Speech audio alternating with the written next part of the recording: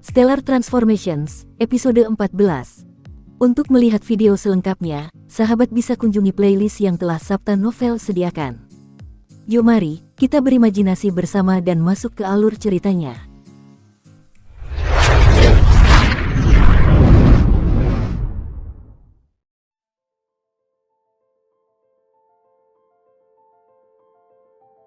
Rumah besar pangeran penakluk dari timur penuh dengan pagar berukir, tangga marmer, paviliun, teras, dan menara.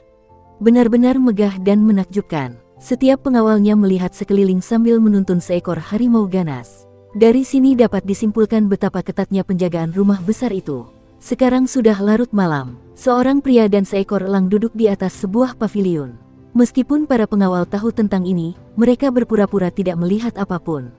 Aku telah berlatih keras selama 3 hari, tetapi kekuatan tubuhku hanya meningkat sedikit. Qin Yu mengerang dalam hatinya. Dia telah berlatih keras sendirian sejak Fen Yuzi mulai menempa senjata. Dia tahu Fen Yuzi akan membutuhkan 35 hari untuk menempanya, oleh karena itu dia berlatih keras di luar dan baru kembali 3 hari yang lalu. Selama 3 hari terakhir, Qin Yu telah mencapai batas maksimalnya, berlatih mati-matian. Meskipun memiliki kekuatan pemulihan dari meteorik tir, tubuhnya masih belum mengalami banyak kemajuan. Dia tahu betul bahwa dia benar-benar telah mencapai puncak level Hautiannya.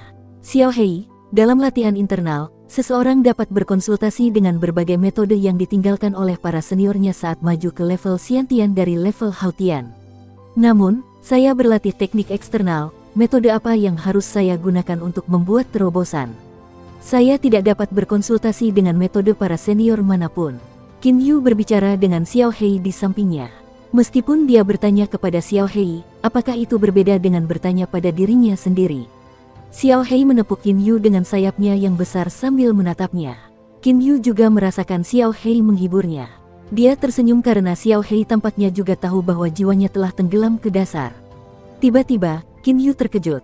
Konsultasi, benar juga. Matanya tiba-tiba berbinar. Dia menepuk kepalanya sendiri dengan keras dan berkata, Qin Yu, kamu benar-benar bodoh. Kamu tidak bisa berkonsultasi dengan senior eksternal manapun, tetapi kamu masih bisa belajar dari praktisi internal dan bagaimana mereka menembus level Xiantian dalam latihan internal. Beberapa kalimat yang pernah diucapkan Lian Yan kepada Qin Yu langsung terngiang di benaknya. Untuk menjadi ahli Hautian, seseorang hanya perlu metode latihan yang sesuai. Namun untuk menjadi ahli Xiantian, sangatlah sulit. Ada 2 persyaratan yang harus dipenuhi untuk menjadi ahli Xiantian. Pertama, Anda harus menyelesaikan level Hautian Anda. Dan kedua, Anda harus memiliki pencerahan intuitif tentang jalan alamiah surga. Qin Yu berbicara kepada dirinya sendiri dengan suara pelan, menyelesaikan level Hautian, level saya saat ini dalam latihan eksternal juga dapat dianggap sebagai Hautian yang lengkap. Mengenai pencerahan intuitif di jalan surga, ini benar-benar misterius. Qin Yu tidak tahu bagaimana memperoleh pencerahan intuitif tentang jalan surga. Hal itu tidak dapat dijelaskan dengan kata-kata. Jika hal itu dapat diberikan, para ahli Xiantian tidak akan begitu langka, begitu berharga di seluruh benua Qianlong. Qin Yu terus-menerus merenung. Pencerahan intuitif tentang jalan surga, pencerahan intuitif tentang alam, baiklah, saya akan mencoba merasakan apa sebenarnya alam itu. Tiba-tiba, Qin Yu menutup matanya. Seluruh tubuh dan pikirannya memasuki keadaan hampa samar seperti ketika ia mencoba merasakan energi internalnya di masa lalu, hanya saja kali ini ia tidak menyerap energi suci dunia.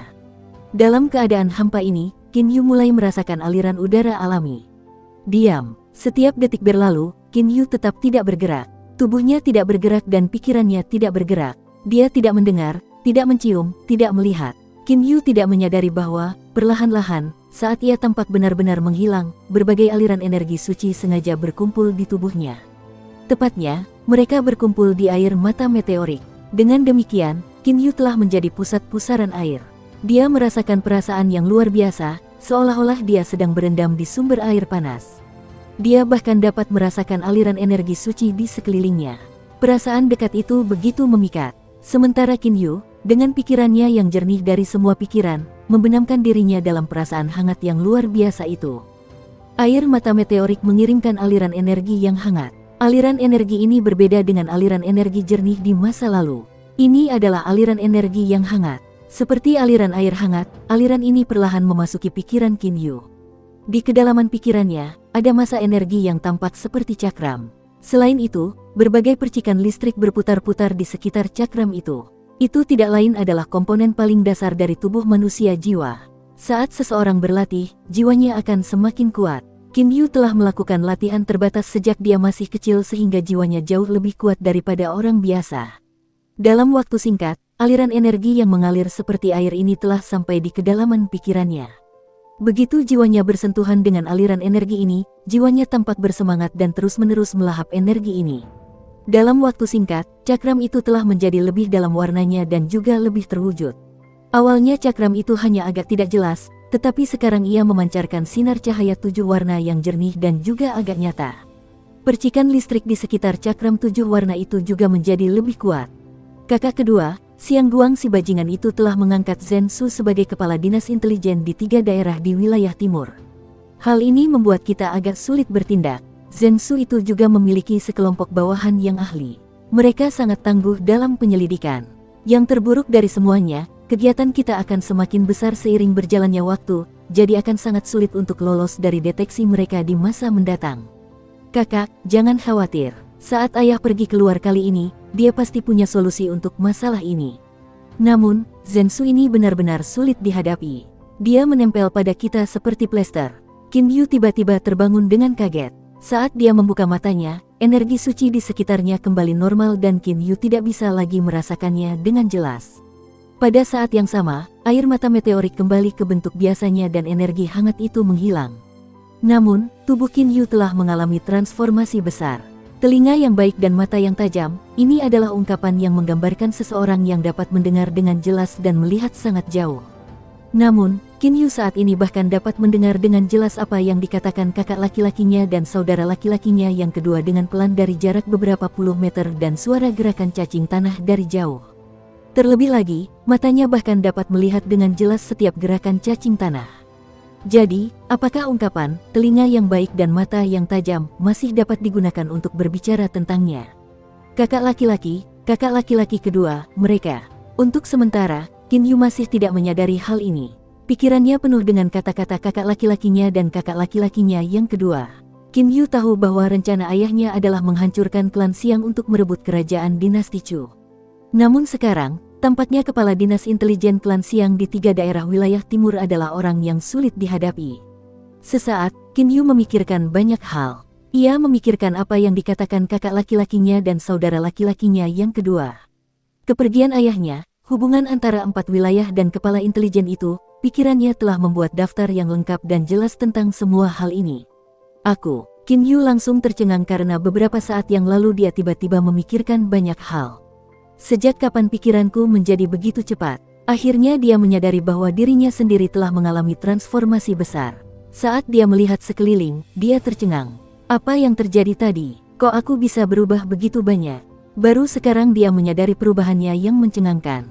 Setelah sekian lama, dia akhirnya tenang.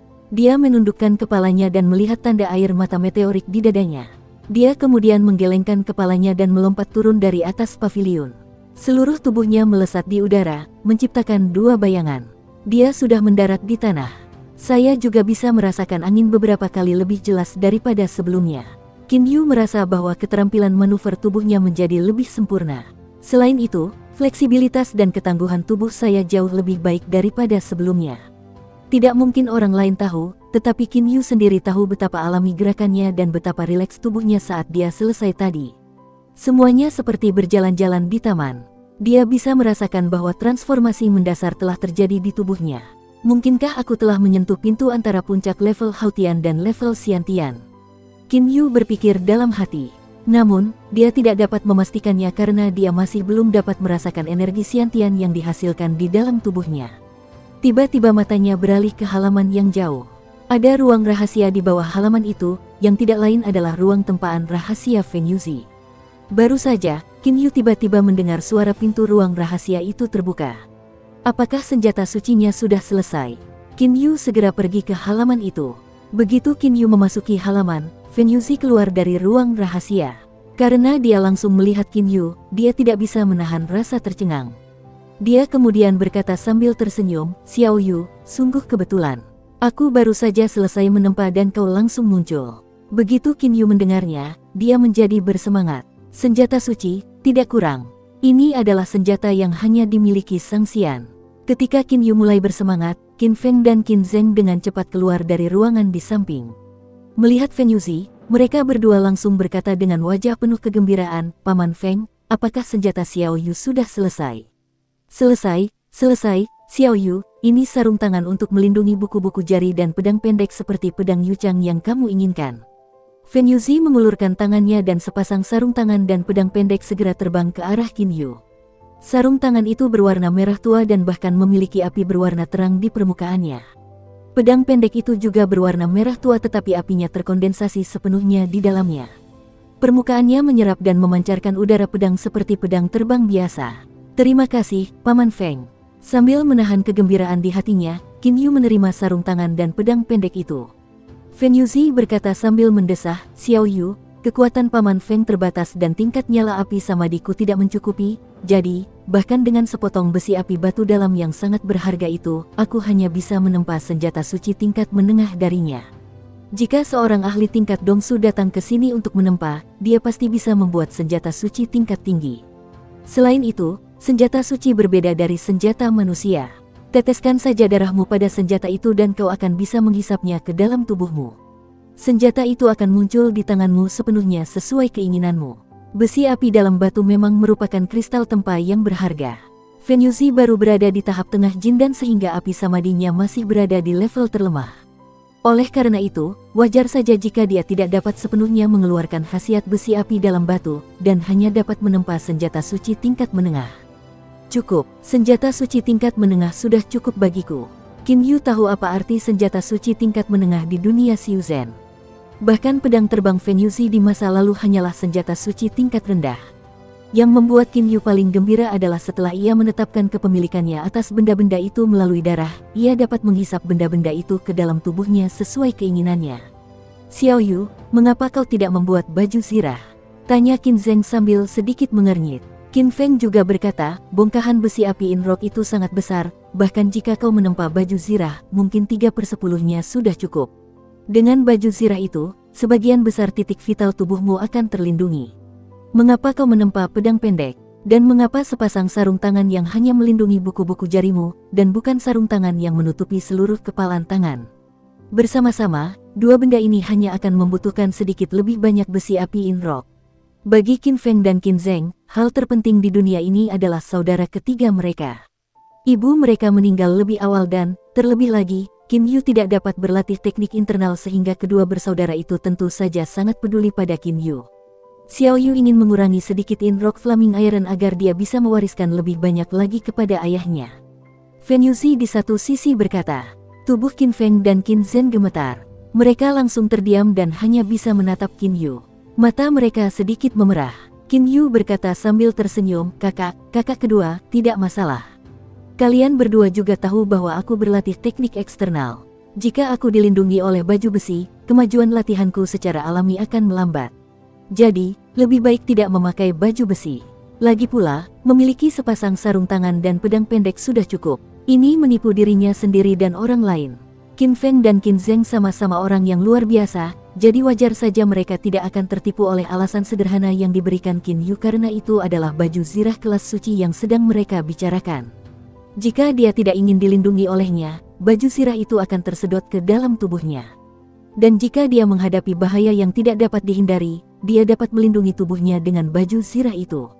Qin Feng dan Qin Zheng keduanya dapat melihat pikiran Qin Yu. Xiao Yu, kau menemukan bongkahan biji ini jadi ini milikmu. Tidak peduli berapa banyak senjata suci yang ingin kau tempa, tidak seorang pun akan mengatakan apapun tentang itu. Bahkan ayah tidak akan mengatakan apapun, kata Qin Zheng sambil menatap Qin Yu. Qin Yu menggelengkan kepalanya sambil tersenyum namun dia tidak mengatakan apapun. Senjata suci benar-benar luar biasa. Qin Yu tertawa terbahak-bahak dan mengubah topik pembicaraan. Sekarang dia sudah meneteskan darah pada sarung tangan dan pedang pendeknya. Dalam sekejap, begitu dia memikirkannya, sarung tangan dan pedang pendeknya lenyap sepenuhnya di tangannya. Untuk saat ini, Qin Feng dan Qin Zheng juga mengalihkan perhatian mereka ke senjata suci. Mereka benar-benar hebat. Dalam pertarungan, jika tanganmu yang awalnya kosong tiba-tiba memiliki senjata dari udara tipis, kamu pasti bisa mengejutkan lawan dan membunuhnya. Mata Qin Feng berbinar. Dia telah mengetahui manfaat senjata suci sekaligus. Qin Yu dapat merasakan dengan jelas bahwa sarung tangan dan pedang pendek itu berada di ruang dantiannya yang luas. Dantian hanyalah komponen kecil dari tubuh manusia, tetapi ia bekerja sesuai dengan prinsip sebutir pasir, seisi dunia. Sama seperti pantulan matahari dan bulan di danau, sarung tangan dan pedang pendek hanyalah beberapa titik di sudut dantian. Qin Yu tiba-tiba mengepalkan tangannya dan sarung tangan segera muncul di tangannya. Sarung tangan merah tua ini melindungi buku-buku jarinya. Bagian yang paling cocok untuk menyerang dengan tinju adalah buku-buku jari. Dengan perlindungan sarung tangan suci kelas menengah ini, Qin Yu dapat menghadapi beberapa senjata hebat secara langsung menggunakan tinjunya tanpa khawatir akan cedera tangan. Yang membuat Qin Yu merasa paling nyaman adalah sarung tangan itu seperti kulit dan tidak menghalangi fleksibilitas buku-buku jari sedikitpun. Astaga, seberkas cahaya hitam melintas, tetapi tangan Qin Yu masih kosong seperti sebelumnya. Beberapa saat yang lalu, sebuah pedang pendek hitam tiba-tiba muncul di tangannya lalu menghilang. Sarung tangan ini ditempa dari besi api Inrock, jadi sarung tangan ini akan disebut sarung tangan api dan pedang pendek ini akan disebut pedang api, kata Qin Yu sambil tersenyum. Saat ini, hatinya dipenuhi kegembiraan. Bagi seorang seniman bela diri, mendapatkan senjata favoritnya jelas merupakan momen yang sangat membahagiakan. Fen Yuzi berkata sambil tersenyum, Xiao Yu, aku mengukir beberapa mantra pembatas pada pedang pendek itu sehingga cahayanya menghilang sepenuhnya, membuatnya berwarna gelap. Baiklah, aku akan kembali ke ruang rahasia untuk melanjutkan penempaan. Kali ini Fen Yuzi kembali ke ruang rahasia untuk menempa pedang terbang miliknya sendiri. Setelah memperoleh besi api dalam batu, pedang terbang suci tingkat rendah miliknya sudah dapat ditinggalkan. Xiao Yu, Qin Feng dan Qin Zheng memandang Qin Yu. Kakak laki-laki kedua. Qin Yu tidak dapat menahan senyum yang dipaksakan saat melihat ekspresi kakak laki-laki dan kakak laki-lakinya. Dia segera berkata, Xiao Hei, ayo kembali. Seekor elang hitam menukik turun dari langit sekaligus. Sambil mendorong kakinya sedikit, Qin Yu melompat ke punggungnya. Mereka kemudian meninggalkan rumah bangsawan seolah-olah melarikan diri dari malapetaka. Qin Feng dan Qin Zheng saling berpandangan, merasa tidak berdaya. Kita tidak terlalu peduli dengan Xiao Yu. Qin Feng menghela napas dalam-dalam. Qin Zheng juga tidak mengatakan apa-apa. Sebagai kakak laki-laki dan saudara laki-laki kedua, bersama dengan ayah mereka Qin De, mereka selalu sibuk dengan urusan mereka sendiri dan tidak punya waktu untuk mengurus saudara laki-laki ketiga ini. Kalau saja Qin Yu menemukan besi api di dalam batu kali ini bukan suatu hal yang penting, mungkin Qin Feng dan Qin Zheng masih sibuk melakukan urusan mereka sendiri saat ini. 3 hari kemudian, dengan wajah penuh kegembiraan, Fen Yuzi keluar dari ruangan. Ia akhirnya selesai menempa pedang terbangnya sendiri. Pedang ini adalah senjata suci tingkat menengah. Meskipun hanya ada satu perbedaan tingkat antara tingkat menengah dan tingkat rendah, tingkat kekuatan mereka beberapa kali berbeda. Dengan senjata suci tingkat menengah ini, Fen Yuzi bahkan dapat memberikan perlawanan yang baik kepada para ahli tahap akhir Jindan, tentu saja, asalkan para ahli tahap akhir Jindan itu menggunakan senjata suci tingkat rendah. Saudara Feng, selamat. Qin De melipat tangannya dan berkata kepada Fen Yuzi. Dia kembali ke istana pangeran tadi malam. Pedang terbang berwarna merah tua itu melayang di atas kepala Fen Yuzi lalu langsung menyatu dengan tubuhnya. Haha, Yang Mulia, saya harus berterima kasih kepada Xiao Yu untuk ini. Hanya dengan memiliki besi api batu dalam, saya dapat menempa harta karun ini. Fen Yuzi jelas sangat gembira. Qin De juga mengangguk. Dukung terus channel YouTube Sabta Novel. Fen Yuzi melanjutkan, Yang Mulia, Anda merasa khawatir dengan 2 Sangxian di pihak klan Siang, bukan? Salah satu dari 2 orang ini berada di tahap Jindan tengah dan yang lainnya berada di tahap Jindan akhir. Dengan senjata besi berapi di dalam batu ini, saya dapat menangani Wu De yang rendahan itu. Sedangkan untuk Wu Xing tahap Jindan tengah itu, membiarkan beberapa ahli tingkat Xiantian menyerangnya bersama-sama menggunakan senjata suci tingkat menengah akan sama efektifnya, kata Fen Yuzi sambil tersenyum. Baik seorang ahli berada di tahap Jindan atau tahap Yuanying, jika tubuh fisiknya hancur, jiwanya, yang keberadaannya bergantung pada tubuh ini, akan otomatis hancur. Hanya ketika ia telah mencapai tahap Dongsu, di mana jiwanya dapat menyatu dengan Yuanyingnya, ia dapat hidup selamanya. Akan tetapi, tanpa tubuh fisik mereka, bahkan para ahli tingkat Dongsu, ahli tingkat Kongming, dan ahli tingkat Duji hanya dapat terus berlatih sebagai makhluk abadi yang longgar.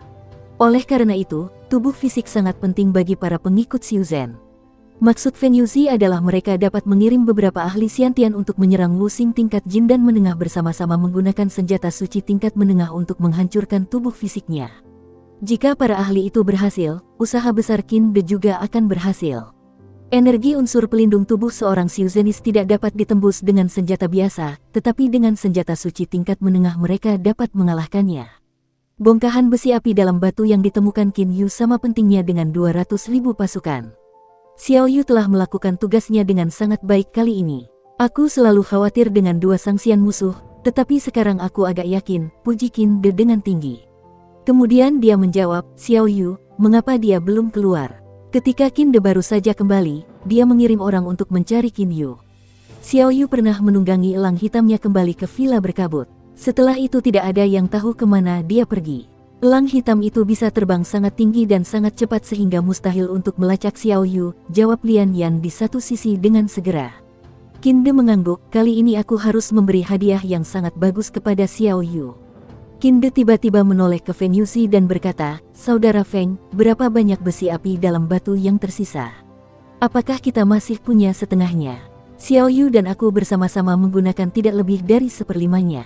Feng Yuzi membuat gerakan dengan tangannya. Aliran energi unsur terbang langsung menuju ruang rahasia sekaligus. Kemudian, dengan suara pintunya terbuka, bongkahan besi api Inrock terbang keluar.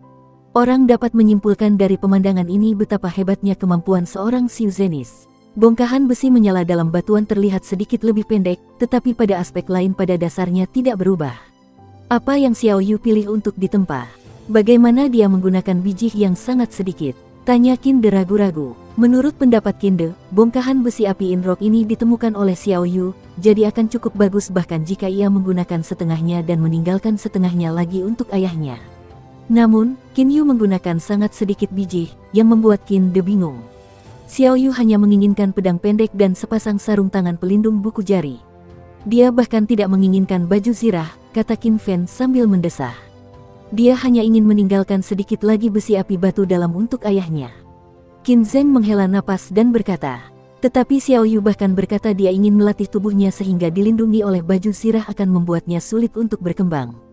Semua orang yang hadir adalah orang-orang luar biasa sehingga mereka secara alami tahu baju zirah suci kelas menengah dapat dihisap ke dalam tubuh.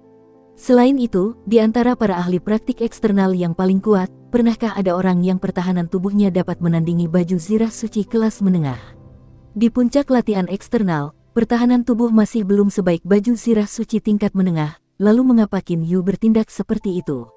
Pertanyaan ini tidak perlu dijawab. Semua yang dilakukannya hanya demi ayahnya Qin De. Gelombang emosi campur aduk tak terkendali di hati Qin De. Bongkahan besi api Inrock ini adalah harta yang tak ternilai harganya, tetapi putranya tidak mempedulikannya dan hanya menggunakan sedikit biji, menyerahkan sebagian besar padanya. Xiao Yu, Qin De juga terdiam sejenak. Ia ingat ketika ia menceritakan rahasianya kepada Qin Yu di ruang rahasia itu, Qin Yu sangat meminta izinnya untuk bergabung dengan tentara agar ia juga bisa bertempur tetapi tidak diizinkan olehnya. Qin De dapat mengingat dengan jelas betapa kesepiannya punggung putranya ketika ia meninggalkan ruangan itu. Putranya ini memang sudah berlatih keras sejak kecil. Bahkan, ia lebih banyak menderita daripada kakak laki-lakinya dan kakak laki-lakinya yang kedua. Aku benci surga karena bersikap tidak adil. Bahkan jika Yuer berlatih lebih keras dan mencapai puncak latihan eksternal, dia tetap tidak bisa menjadi ahli Xiantian. Menurut perkiraan Zhao Yunxing, kekuatan eksternal Xiao Yu saat ini hanya sekitar tahap tengah level Hautian. Qin De mengerang dalam benaknya. Orang lain dapat memperkirakan tingkat kekuatan seorang ahli internal berdasarkan energi internalnya. Namun, bahkan para ahli Xiuzhen tidak dapat menebak seberapa besar kekuatan yang dimiliki seorang ahli eksternal pada otot-ototnya. Bagaimanapun, sangat sulit untuk memperkirakan seberapa kuat atau lemah kekuatan otot-otot tersebut. Hal itu hanya dapat diperkirakan berdasarkan berapa banyak jin yang dapat diangkat oleh ahli tersebut dengan satu tangan.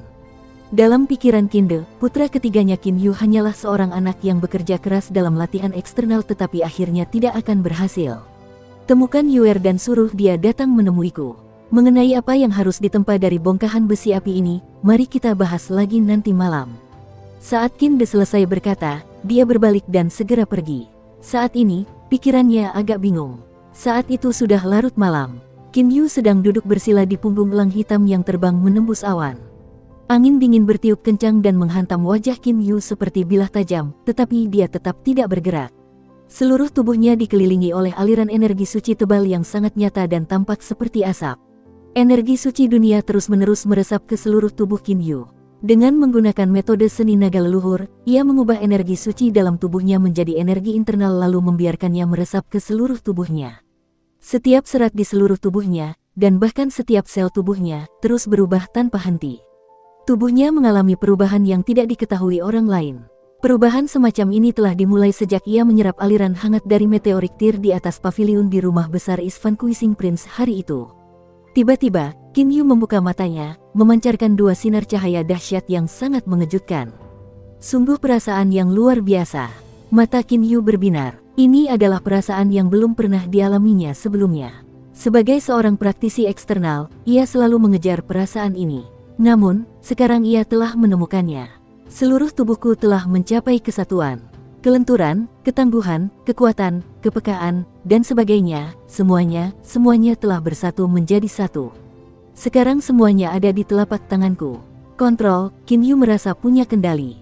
Sekalipun tubuhnya terlatih lebih baik, kekuatannya lebih besar, dan tulangnya lebih kuat, tidak ada gunanya jika ia tidak dapat memanfaatkannya dengan baik. Oleh karena itu, Qin Yu terus melatih kelenturan dan ketangguhannya sehingga ia dapat mengendalikan setiap gerakannya dengan lebih mudah. Akan tetapi, setelah mengalami transformasi yang tak terlukiskan itu, kelenturan dan ketangguhan Qin Yu saat ini telah mencapai tingkat yang menurut Qin Yu sendiri sempurna. Segala sesuatu dalam tubuhnya seperti satu hal. Saat dia melancarkan pukulan, seluruh kekuatan tubuhnya dapat terpusat pada satu titik. Kontrolnya terhadap tubuh telah mencapai tingkat baru. Xiao Hei, turunlah. Qin Yu tiba-tiba tertawa terbahak-bahak. Elang hitam itu segera menukik ke bawah. Secara bertahap, Qin Yu melihat sebuah kota besar di bawah sana.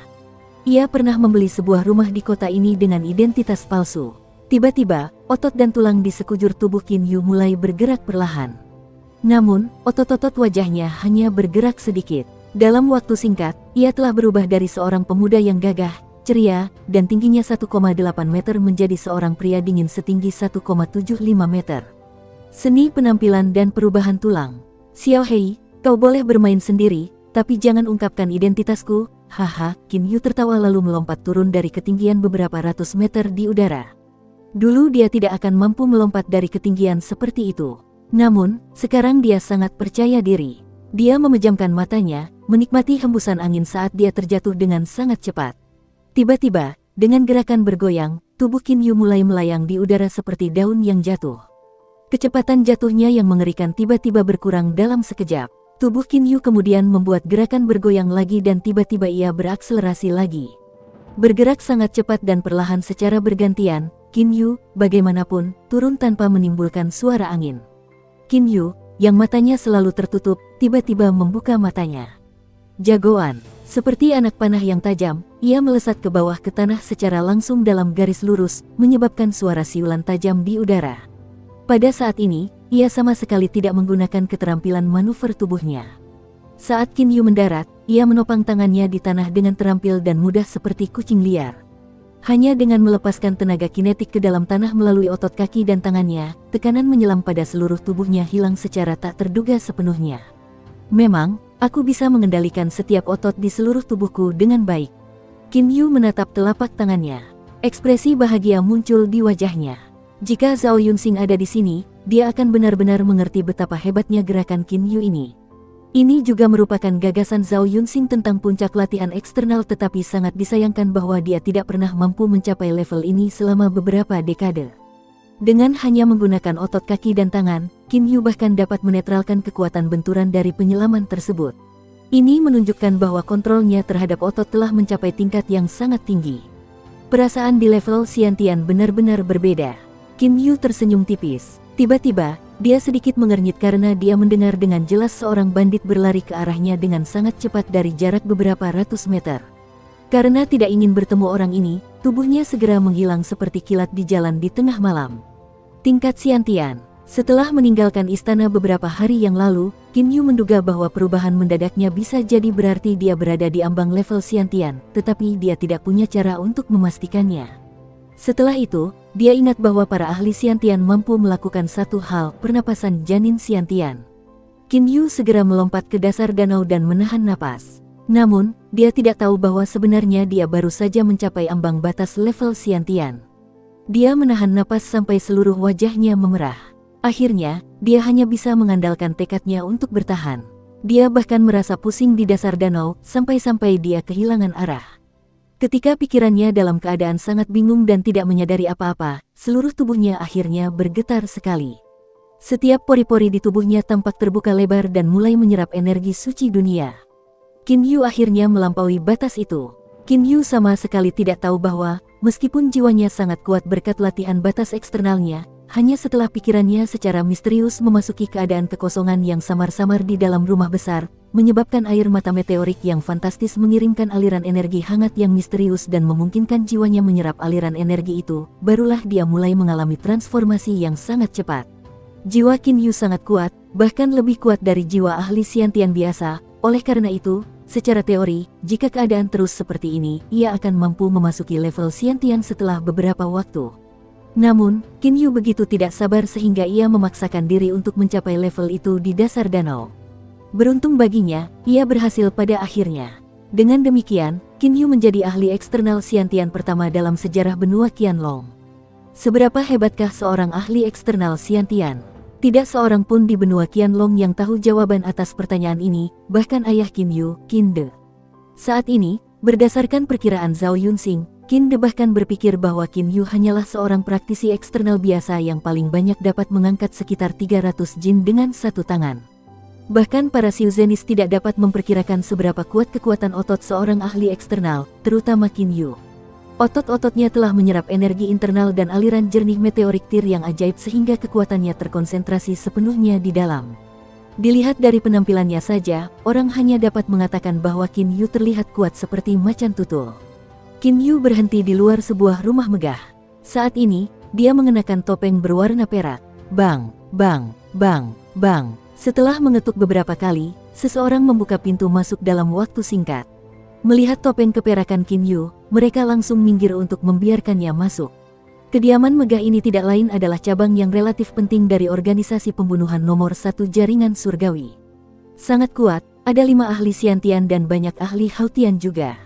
Begitu Qin Yu masuk, dia merasakan ada beberapa ahli di kediaman besar itu. Ketika jiwanya menyerap aliran energi misterius di rumah bangsawan, persepsi Qin Yu menjadi jauh lebih kuat dari sebelumnya. Sekarang, tidak ada seorang pun yang dapat lolos dari indranya dalam radius beberapa ratus meter, kecuali jika orang itu memiliki indera yang lebih baik daripada dirinya. Qin Yu tidak tahu bahwa persepsi yang luar biasa ini tidak lain adalah indera suci yang hanya dapat dilihat pada para Xiuzenis. Heavenly Net telah memperkenalkan beberapa cabang besar yang penting kepada masyarakat, salah satunya adalah tempat ini. Namun, selama lebih dari 1000 tahun, tidak seorang pun pernah dapat mengetahui lokasi markas besar Heavenly Net. Saat ini, karena sudah ada 5 ahli Xiantian di cabang penting ini saja, Qin Yu dapat membayangkan betapa kuatnya Heavenly Net sebenarnya. Ketika Qin Yu masih terkejut dengan kekuatan sebenarnya dari Heavenly Net, dia telah memasuki halaman kecil khusus tempat para pembunuh menerima misi mereka. Ada seorang wanita cantik di tengah halaman. Pembunuh kartu perak, ini adalah daftar misinya. Kau dapat memilih satu yang kau suka, kata wanita cantik itu dengan suara yang sangat dingin dan jelas sambil meletakkan daftar misi di hadapan Qin Yu, yang segera membuka daftar misi tersebut. Seorang pembunuh kartu perak dapat menerima misi kartu emas apapun. Jika ia berhasil, ia akan menjadi pembunuh kartu emas. Tentu saja pembunuh kartu perak umumnya tidak mempertaruhkan nyawa mereka untuk melakukannya karena semua misi kartu emas diklaim oleh Heavenly Net hanya dapat dicapai oleh para ahli Xiantian. Hari ini, Qin Yu langsung beralih ke bagian misi kartu emas. Tidak banyak misi kartu emas, hanya 13. Di antara semuanya, hanya 5 yang merupakan misi berbasis kerajaan Chu. Dan hanya ada satu yang lokasinya berada di 3 wilayah timur. Zhengsu. Qin Yu mengangkat alisnya. Dia langsung teringat pembicaraan antara kakak laki-lakinya dan saudara laki-lakinya yang kedua hari itu, yang tidak sengaja dia dengar. Zhengsu ini jelas adalah kepala intelijen klan kerajaan Xiang di 3 daerah wilayah timur. Namun, hanya ada sedikit informasi dalam pengantar misi ini kepada Zhengsu. Setelah membaca data tentang Zhengsu, Qin Yu sedikit mengernyit. Misi ini sungguh sangat sulit. Pada prinsipnya, sebagai seseorang yang baru mencapai level Xiantian, ia harus melakukan misi sederhana terlebih dahulu, Tetapi setelah berpikir sejenak, ia berkata dengan dingin, misi kartu emas ke-12. Begitu wanita cantik itu mendengarnya, matanya berbinar. Ia lalu berkata sambil tersenyum, tunggu sebentar. Maaf, informasi tentang pergerakan Zensu tidak ada di tempatku. Hampir saat ia selesai berkata, seorang lelaki tua muncul. Ia menatap Qin Yu lalu meletakkan sepucuk surat di hadapannya. Ini adalah informasi tentang pergerakan Zensu dalam beberapa hari terakhir. Tutut, tantang misi kartu emas. Sayang sekali misi ini sangat sulit. Seorang pembunuh kartu emas bahkan tewas saat menjalankannya. Apakah kau ingin menyerah? Kata lelaki tua itu sambil menatap Qin Yu. Qin Yu menerima surat itu dan menatap lelaki tua itu dengan dingin. Dia lalu berbalik dan segera pergi. Wanita cantik itu mengeluarkan buku hitam yang sampul depannya memiliki 2 kata Liu Xing. Pada tanggal 8 bulan ke-11, pukul 2.10 pagi, pembunuh bayaran Liu Xing menerima misi kartu emas untuk membunuh Zensu. Sebuah baris indah tulisan tangan kecil yang teratur muncul di halaman baru.